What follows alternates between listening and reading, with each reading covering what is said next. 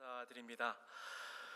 저와 여러분은 오늘 히브리서에 기록된 권면의 말씀 앞에 서 있습니다. 1세기 중반 초대 교회는 글라디오 황제의 무서운 박해를 받게 됩니다. 히브리서 기자는 주님을 등져라, 주님을 배반해라라고 하는 그러한 유혹 앞에 놓인 초대 교우들을 오늘 말씀으로 격려하고 있는 것입니다. 현대 교회에는 종교의 자유가 보장되고 더 이상 많은 곳에서는 순교의 위협이 존재하지 않습니다. 하지만 여전히 주님을 우리의 일상 속에서, 삶 가운데에서 지워버리려고 하는 그러한 시도는 더욱더 기승을 부리고 있는 것입니다. 현대사회를 살아가는 우리는 정신없는 바쁨에 내몰림 당한 채 살아가고 있습니다. 지난 주간에 신문지상을 통해서 참 안타까운 소식을 접하게 되었습니다. 어린 두 자녀를 둔, 일과 가정을 모두 열심히 챙겼던 슈퍼맘, 현직 판사가 사망을 하게 된 것입니다. 주말인데도 늦은 밤까지 판결문을 쓰고 나서 자택 화장실에서 과로사로 숨진 것을 남편이 발견하였습니다. 그런데 이 판사가 한 달 전에 인터넷 카페에 올린 글은 바쁨의 일상을 빼앗겨 버리는 저와 여러분 현대인들의 자화상인 것입니다. 이런 글을 썼더라고요. 예전엔 밤새는 것도 괜찮은데 이제 새벽 3시만 넘어가면 몸이 힘들다. 이러다가 내가 쓰러지면 누가 날 발견할까라는 생각이 든다. 여러분 공감이 많이 가시죠? 현대인들은 더 바쁘게 더 바둥대면서 살아가지만 더 의미 있는 삶을 누리지는 못하는 것 같습니다.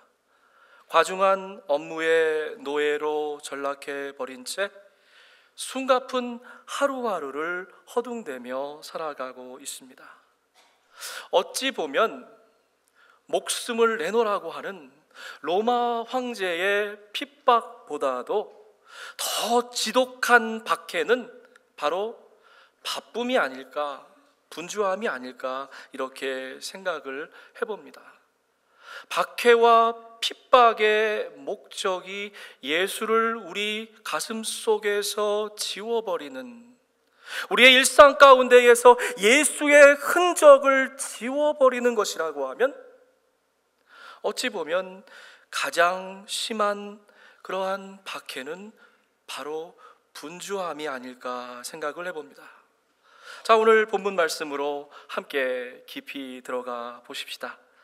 우리는 예수의 피를 힘입어서 담대하게 지성소에 들어가게 되었습니다. 예수께서는 휘장을 뚫고 우리에게 새로운 살 길을 열어주셨습니다. 오늘 이 말씀 가운데에 저는 두 단어를 강조하고 싶습니다. 보혈, 예수님의 피, 그리고 새로운 살 길. 여러분 이 말씀을 잘 이해하려고 한다면요, 구약시대의 제사의 모습으로 돌아가 보야만 합니다. 거룩하신 하나님 앞에 준비되지 않은 채로 나아갈 수가 없었습니다. 오직 제사장만, 그것도 정결 예식을 마친 후에 성소 안에 들어갈 수 있었습니다. 아론에게 두 아들이 있었는데 나답과 아비후예요. 근데 이들이 준비되지 아니하고 그저 자기들이 집에서 쓰던 향로에다가 불을 담아서 하나님 앞에 나아갔습니다. 레위기는 어떻게 기록하고 있습니까? 이들이 하나님 앞에서 즉사당했다라고 기록하고 있습니다. 주님의 십자가 사건은 이제 우리에게 새로운 예배의 지평을 의미하는 것이죠. 십자가의 보혈이 두툼한 지성소 휘장을 찢고 저와 여러분을 오늘 예배의 자리에 초대해 주신 것입니다. 주의 보혈에 힘입어서 담대하게, 히브리서 기자가 이야기하는 이 담대하게라고 하는 이 표현이 참 중요한데요, 담대하게 아버지 하나님 앞에 나아가는 것입니다. 여러분, 이 담대하다라고 하는 말에요, 원어적인 의미는 이런 것입니다. 말과 행동에 자유가 있다라고 하는 말이에요. 무슨 말이냐면, 이제 하나님 앞에 거침없이, 막힘없이 나아갈 수 있는 자격과 권리가 우리에게 주어졌다라고 하는 의미입니다. 죄로 인해 죽을 수밖에 없는 인생이 보혈의 공로로 은혜의 보좌 앞에 나아갔다라고 하는 것입니다. 우리들이 갖고 있는 수치심, 열등감, 또 때로는 우월감, 이런 것들을 예수님의 보혈로, 어린 양의 가주솥으로 이제 감싸주셨다라고 하는 말씀입니다. 여러분, 그냥 지나치기 쉬운데 오늘 본문 말씀을 깊이 읽어보면 초대교회가 단단하게 붙잡고 있는 세 가지의 핵심의 가치가 등장합니다. 바로 22절에 나오는 믿음, 23절의 소망, 24절에 기록된 사랑인 것입니다.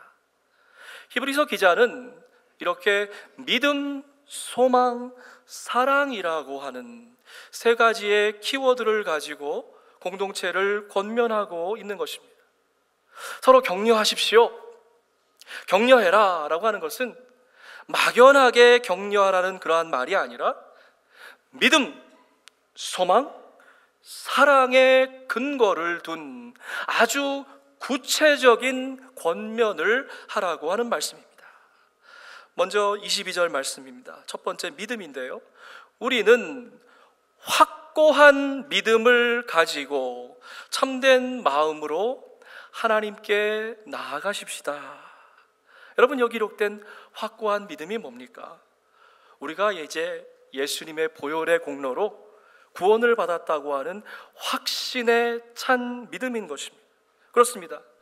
저와 여러분의 믿음의 근거는 단 한 가지, 바로 십자가의 보혈밖에 없는 것입니다. 우리가 거침없이, 막힘없이 하나님께 나아가서 아빠, 아버지 하나님, 이렇게 담대하게 고백할 수 있는 것도 역시 주님의 놀라운 은혜라고 하는 것입니다. 우리의 잘남, 출중함, 때로는 어떤 일을 처리하는 데 있어서 효율성이 중요한 것이 아니라 우리 안에 부어주신 예수 그리스도의 은혜가 중요하다라고 하는 것입니다. 여러분, 하나님께 나아간다라고 하는 성경 말씀이 있는데요, 동사가 있는데 이 말은 아주 특별하게 사용됐던 동사예요.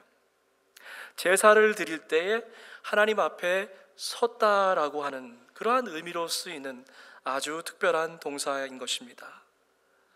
그런데 히브리서의 기자는 이 동사를 예수 그리스도의 보혈과 연결시켜서 이제 제사적인 의미가 아니라 구원론적인 의미로 재해석하고 있다라고 하는 것입니다. 쉽게 풀어서 말하자면 이런 것입니다. 하나님께 나아갈 수 있는 유일한 자격이 있는데 그것이 바로 예수 그리스도의 보혈이다. 우리는 그것을 믿는다라고 하는 것입니다. 주님의 보혈이 우리의 모든 더럽고 추한 부분을 정결하게 씻겨 주십니다. 오직 보혈만이 저와 여러분의 의로움이 되는 것이죠. 그렇기 때문에 주님의 몸된 교회 안에서는 마땅히 예수 그리스도 단 한 분만이 드러나야만 한다는 것입니다. 확고한 믿음은 이런 것이에요. 보혈을 지나 은혜의 보좌 앞에 나갑니다. 오 하나님, 저는 은혜가 아니면 설 수 없는 존재입니다. 이렇게 고백하는 벅찬 감격의 고백인 것이죠. 결코 내 능력이나 내 경험이나 내 판단에 힘이 실리면 안 된다라고 하는 것입니다. 믿음의 권면에 의해서 23절 말씀 보면 소망의 권면이 이어지고 있습니다. 우리에게 약속하신 분은 신실하시니 우리는 흔들리지 말고 우리가 고백하는 그 소망을 굳게 지키십시다. 소망의 근거를 세상의 어떤 것에 찾는 것이 아니라 나를 부르신 하나님, 어제나 변치 아니하시는 그 신실하신 하나님에게서 찾고 있는 것입니다. 크리스찬의 소망은 세상의 달콤한 유혹이나 속삭임에 뿌리를 내릴 수 없습니다. 결코 눈에 보이는 것, 쉽게 변하는 것이 저와 여러분의 소망이 될 수 없습니다. 나를 지으신 하나님, 나보다도 나를 더 잘 아시는 하나님의 신실하심을 오늘 이 아침에 함께 찬양하기 원합니다. 저와 여러분이 즐겨 부르는 복음성가 가사 가운데 이런 부분이 있습니다. 나를 지으신 주님, 내 안에 계셔. 처음부터 내 삶은 그의 손에 있었죠. 내 이름 아시죠? 내 모든 생각도, 내 흐르는 눈물 그가 닦아주셨죠. 내 이름 아시죠? 내 모든 생각도 아바 아버지라고 부를 때에 그가 들으시죠. 우리 아버지가 들으시죠. 세상 바라보지 않고 상황과 조건에 얽매이지도 않고 신실하신 우리 하나님 한 분만을 바라보기를 원합니다. 신실하신 하나님만 붙잡고 우리의 소망을 굳게 지켜 나가십시다. 오늘 본문 가운데 기록된 믿음의 권면을 한 줄로 말하면 이거예요. 확고한 믿음으로 하나님께 나아가자. 소망의 권면은 뭡니까? 신실하신 소망을 굳게 붙잡더라, 이런 말씀이에요. 제가 얼마 전에 짧은 문장 하나를 읽고 마음 가운데 깊이 공감한 적이 있습니다. 여러분 한번 생각해 보세요. 이런 글이었습니다. 실패는 꿈의 다른 이름이다. 실패는 꿈의 다른 이름이다. 여러분의 삶 가운데에서 계획한 것들, 꿈꾸는 것들, 특별히 소망하는 것들을 이루지 못하셨다고 여러분 좌절할 이유가 없습니다. 실패했다고 하면 뒤집어서 이야기하면 이런 이야기입니다. 아직도 나에게 꿈이 있구나. 아직도 내가 이루어야 될 소망이 내 안에 가득 차 있구나라고 하는 그러한 고백인 것입니다. 갈라디아서 기자는 이렇게 이야기합니다. 선한 일을 하다가 낙심하지 마십시다. 지쳐서 넘어지지 아니하면, 여러분 그 다음 말씀 잘 보세요. 때가 이룰 때에 거두게 될 것입니다. 낙심하지 않으면, 지쳐 쓰러지지 않으면 반드시 거둘 날이 온다라고 하는 것입니다. 눈물로 씨를 뿌릴지라도 반드시 기쁨으로 거두는 날이 올 것이라는 것입니다. 여러분, 이게 믿음이에요. 이게 바로 소망입니다. 마지막 세 번째 권면은 사랑의 권면인 것입니다. 서로 마음을 써서 사랑과 선한 일을 하도록 격려하십시다. 여러분, 사랑에 관한 권면을 한 문장으로 요약하면 이거예요. 서로를 대하는데요, 마음을 좀 쓰자는 거예요. 그리고 그 마음 가지고 서로 사랑해보라라고 하는 것입니다. 전도서의 기자는 이렇게 이야기합니다. 혼자보다 둘이 더 낫다. 둘이 길을 같이 걸어가면 하나가 넘어지게 되면 곁에 갔던 친구가 일으켜줄 것이 아니냐. 혼자 싸우면 지지만 둘이 서로 힘을 합하면 적에게 맞설 수 있다. 세 겹의 줄은 쉽게 끊어지지 않는다. 이렇게 기록하고 있는 것입니다. 말과 혐한의 사랑이 아니라 행함과 진실함의 사랑이 필요한 것입니다. 여러분, 우리가 다 아는 립서비스는요, 그 안에는 결코 진정한 사랑의 능력이 담겨져 있지 않는 것입니다. 얄팍한 자비는요, 상대방을 오히려 불편하고 불쾌하게 만들 수도 있는 것이죠. 그렇다고 하면 여러분, 진짜 사랑과 가짜 사랑을 어떻게 구별할 수 있습니까? 오늘 성경은 우리에게 이해합니다. 너의 마음을 썼느냐? 마음을 써서 정성껏 내 마음을 쏟아 부어주는 그러한 진정한 희생이 따랐느냐라고 묻고 있는 것입니다. 저희 교회에서 정기적으로 DC에 있는 노숙자들을 위해서 홈리스 사역을 나갑니다. 땡스기빙 날 아침, 이른 아침인데요, 40-50명이 되는 교우들이 DC에 있는 노숙자들이 많이 머무는 공원에서 따뜻한 음식을 나눠주고 또 정성껏 준비해간 그 외투들을 나눠주는 사역을 했습니다. 특별히 우리 어린 자녀들을 보고 제가 마음에 큰 도전을 받고 기뻤어요. 와, 우리 교회에 미래가 있다. 유스 아이들은 이 타협이 안 되는가 봐요. 추운 날씨인데도 얄팍한 옷을 입고 왔더라고요. 멋을 부려야 되니까. 그렇게 2-3시간 벌벌 떠는데 참 홈리스 피플들이 매일매일 겪는 그 고통을 몇 시간 함께 나누는 것도 참 귀한 일인데, 그 사역을 마치고 나서 우리 같이 간 교우들이 원을 그리고 함께 모여서 찬양을 했습니다. 제가 중고등부 때 늘 예배위원이었거든요. 그래서 그 찬양지 가사가 남긴 것을 우리 홈리스 피플들에게 나눠줬어요. 한 분이 와서 우리와 함께 찬양하기 시작했습니다. Amazing Grace. 그 찬양을 하는데 등치가 산만한 검은 피부의 장년인 사람이 달걀똥 같은 눈물을 뚝뚝 떨어뜨리기 시작하는 거예요. 근데 더 놀라운 것은 우리 유스 아이들이 그 옆에 서더니 팔을 뻗쳐서 그 형제를 끌어안고, 또 한 자매는 자기 손으로 그분의 눈에서 떨어지는 눈물을 닦아주는 것이, 제가 그것을 보고 마음 가운데 큰 그러한 위로와 또 도전을 받았습니다. 마음을 쏟아붓는 것, 그저 말로만 사랑한다는 것이 아니라 그 곁에 서주는 것, 그분의 아픔을 나의 아픔으로 느끼는 것. 세네갈에서 온 분이에요.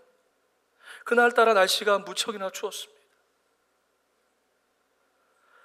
직장도 잃어버리고 이제 홀로 홈리스가 된 그러한 분에게 다가갈 수 있다는 것, 그것이 바로 진정한 사랑이 아니겠습니까? 예수께 값비싼 향유를 부었던 그 여인, 저는 그 성경에서 그 기사를 발견할 때마다 그런 질문을 해봐요. 어떻게 이분이 그렇게 거룩한 낭비를 주저하지 않고 할 수 있었을까? 근데 여러분, 제가 말씀을 점점 더 깊이 읽다 보니까 그게 어떻게 가능했는지를 알게 됐어요. 그 여인은 예수께 향유를 붓기 전에 이미 그녀의 모든 마음을 예수께 쏟아 부어둔 거예요. 이미 온 마음을 다 쏟아 부었기 때문에 향유를 붓는다고 하는 것은 그녀의 마음을 드리는 표시에 불과했던 것입니다.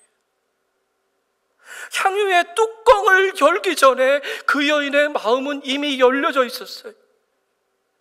향유를 다 붓기 전에 그 여인의 마음은 예수께 다 쏟아져 있었어요. 어쩌면 물질이나 시간, 그보다 더 중요한 것이 저와 여러분의 마음일지도 모르겠습니다. 사랑하는 가족, 교회 안에 있는 형제 자매들을 대할 때에 마음을 써서, 마음을 쏟아 부으면서 사랑하십시다. 지칠고 힘든 분들이 곁에 있다고 하면 마음을 쏟아서 그분에게 사랑의 격려를 드리십시다. 혼자 수록을 하고 있는 분이 있다면 묵묵히 그 곁에 다가가서 마음을 쏟아서 사랑하십시다. 누군가를 평가하는 것, 그리고 끌어내리는 것, 그저 팔짱 끼고 잘했나 못했나 비난하는 것은 참 쉬운 일입니다. 하지만 소외된 분, 쓰러진 분을 일으켜 세우고 마음을 다해서 사랑하는 것은 결코 쉬운 일이 아닌 것이죠. 먼저 한 영혼에게 다가가서 그분을 위해서 나의 마음을 열고 온통 쏟아부으는 사랑이 우리 안에 있는가, 이 말입니다. 왜 그것밖에 안 돼? 정말 그것밖에 못해? 이렇게 말하는 것이 아니라, 여러분 들어보세요. 얼마나 힘드셨습니까? 정말 수고하셨네요. 우리는 이렇게 이야기합니다. 또 앞으로는 이렇게 저렇게 해, 이렇게 말하는 것이 아니라 어떻게 하면 제가 도울 수 있겠습니까? 라고 얘기하는 것입니다. 사랑합니다, 감사합니다, 축복합니다. 여러분, 이 천국 인사는 정말 등치가 산만한 고래도 춤추게 만들더라고요. 우리들의 사랑에는 말로만 하는 것이 아니라 반드시 감사와 축복이 담겨져야 하는 것이에요. 다시 말씀드립니다. 여러분, 사랑합니다 라고 고백할 때에는 그 안에 감사와 존경과 축복의 의미가 담겨져 있어야 한다는 것이에요. 서로 인정하고 존경하고 신뢰할 때에 진정한 사랑이 싹트게 되는 것입니다. 여러분, 한번 프랙티스 해볼까요? 옆에 있는 분들 좌우에 두 분에게만 했으면 좋겠는데요, 우리 늘 하는 천국 인사예요. 사랑합니다, 감사합니다, 축복합니다. 이 인사인데 그냥 하지 마시고 감사와 축복과 존경의 마음을 담아서 한번 해봅시다. 한번 해볼까요? 옆에 있는 분들하고 한번 인사하십시다. 사랑합니다, 감사합니다, 축복합니다.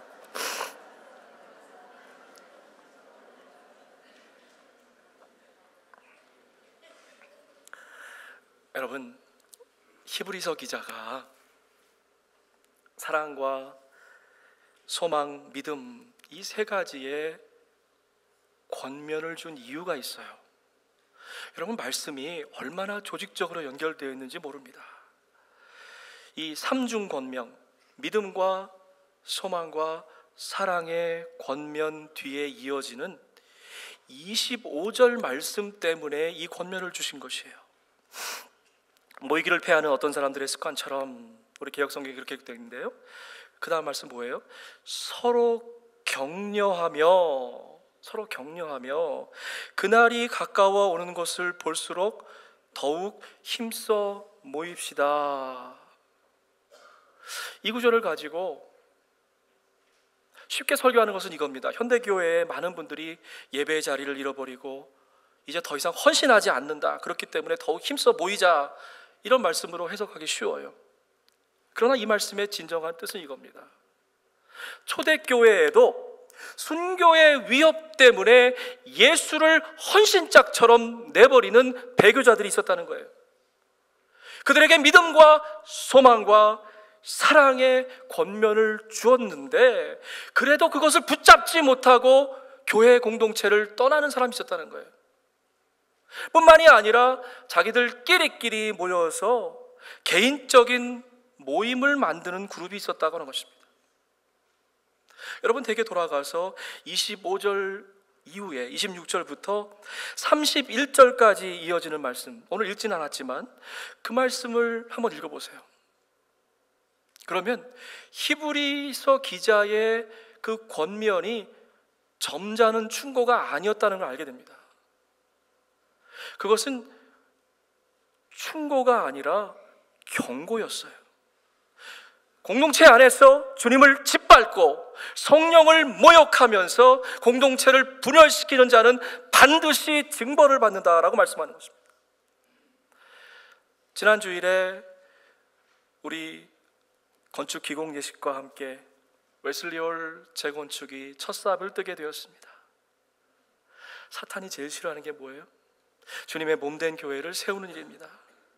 우리 워싱턴 한인교회는 지난 3번의 건축을 통해서 건물뿐만이 아니라 말씀과 기도 또 선교로 우리의 보이지 않는 영적인 성전도 튼튼하게 세워왔습니다. 이번 재건축 기간 동안에 하나님께서 우리 그런 말씀 주셨어요. 말씀을 써라.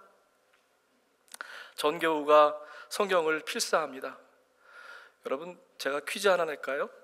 한자 사자성어 중에 적자생존이라는 말이 있어요. 이게 무슨 말입니까? 적는 자만이 살아남는다, 이런 뜻이에요. 성경을 우리 이 기간 동안에 적는 자만이 영적으로 살아남을 수 있는 것입니다. 또 기도로 영적인 성전을 감축하십시다. 여러분, 건축 기간 동안에 우리가 해야 될 일이 있어요. 성령 안에서 깨어 기도하는 것입니다.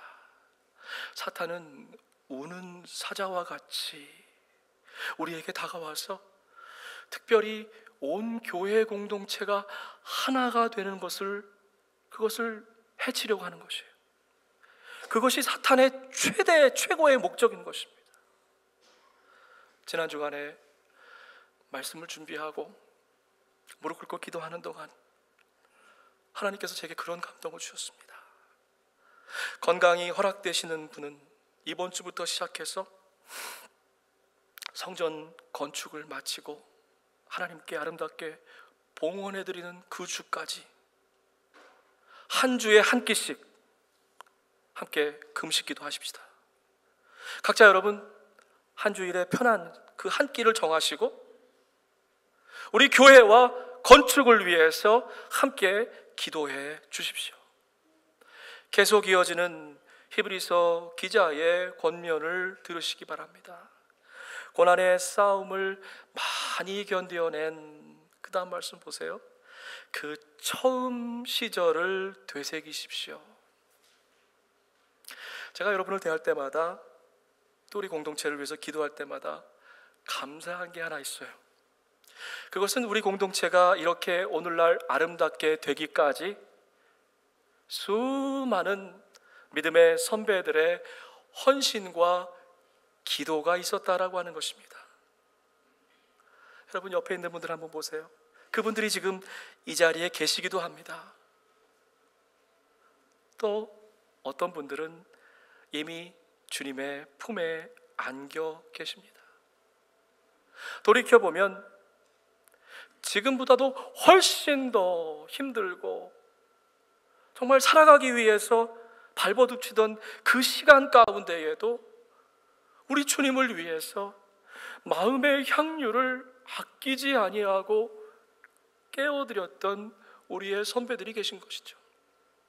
물론 초대교회 안에도 훌륭한 믿음의 선배들이 참 많았습니다. 누군가 예수 때문에 모욕과 환난을 당하면 온 교회는 가만히 있지 않았어요. 곁에서 함께 찬양하면서 든든한 지지자가 되어주었던 것입니다. 오늘 히브리서는 그 부분을 이렇게 기록하고 있습니다. 여러분은 감옥에 갇힌 사람들과 고통을 어떻게 해요? 함께 나누었고 또한 자기의 소유를 빼앗기는 일이 있어도 그보다 더 좋고 더 영구한 재산이 있다는 것을 알고서 그런 일을 기쁘게 감당하였습니다. 함께 기쁘게. 여러분 당시의 로마법을 따르면은요, 재산을 압수당하는 그러한 처벌은 다른 형벌을 이미 받고 나서 그 위에다가 더 더해지는 가중처벌이었어요. 무슨 말이냐고 하면 재산을 빼앗겼다라고 하는 것은 이미 감옥에 갇힌 교회 식구들을 위해서 기쁨으로 그들도 똑같은 형벌을 받고 재산까지 다 빼앗겼다, 이런 말입니다. 믿음, 소망, 사랑의 격려는 교회를 하나로 똘똘 뭉치게 만들었습니다. 죽음의 위협 앞에서도 담대하게, 당당하게 영원한 하늘나라를 꿈꾸며 하나가 되었던 것이죠. 저는 오늘 설교 제목을 서로 격려하십시다, 인내가 필요합니다. 제가 수많은 설교를 해봤지만 이렇게 긴 설교 제목을 가지고 설교를 해본 적이 처음입니다. 제목으로서는 좀 길지만 히브리서 말씀 그대로인 것입니다. 어찌 보면 지금 우리 공동체에게 꼭 필요한 말씀인지도 모르겠습니다. 서로 격려하십시다. 인내가 필요합니다. 여러분, 이번 주간에 누군가를 만나신다고 하면 좀 이렇게 격려해 주세요. 여기까지 함께 와주셔서 너무 감사합니다. 혹시 지금 힘드십니까? 그렇다고 하면 제가 먼저 날아갈게요. 제 날개 뒤에 숨어서 좀 모진 바람을 잠시라도 피해 보시기 바랍니다. 여러분, 저하고 약속하십시다.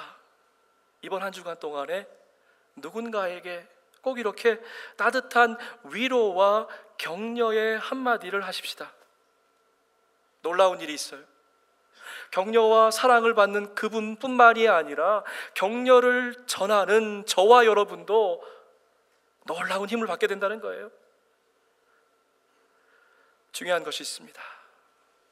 격려 뒤에 꼭 필요한 것이 바로 인내라고 하는 것이에요.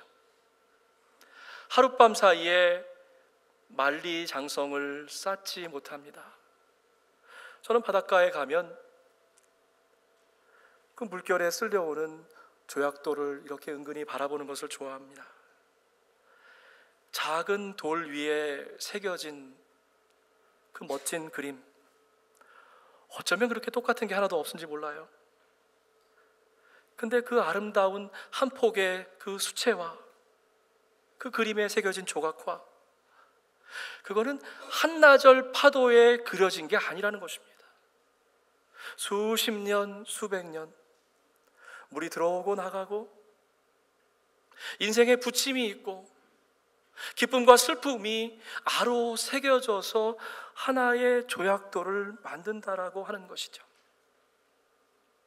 여러분이 하나님의 뜻을 행하고서 그 약속에 주신 것을 받으려면 반드시 인내가 필요합니다. 여러분, 왜 고난의 시간이 그토록 견디기 힘든 것일까요? 물론 고난의 강도, 그 세기가 너무 우리가 감당하기 힘들 정도로 세서 그래요. 고난의 빈도, 좀 숨 쉴 틈을 줬으면 좋겠는데 그것이 거듭해서 반복되기 때문에 힘든 것이에요. 근데 곰곰이 생각해보면 진짜 힘든 이유는 딴 데 있어요. 이 고난이 언제 끝날지, 그리고 이 고난 뒤편에는 과연 뭐가 날 기다리고 있는지 그걸 모르기 때문에 고난이 힘든 거 아니에요? 성서는 우리에게 분명히 이야기합니다. 저와 여러분이 환난 중에도 즐거워하냐니. 그 다음 말씀 보세요. 환난은 인내를, 인내는 연단을, 연단은 소망을 이루는 줄 알미니라. 아멘. 여러분, 이런 말씀을 들으시면 아멘 하셔야 돼요. 아멘. 환난은 인내를, 인내는 연단을, 연단은 소망을 주시는 거구나.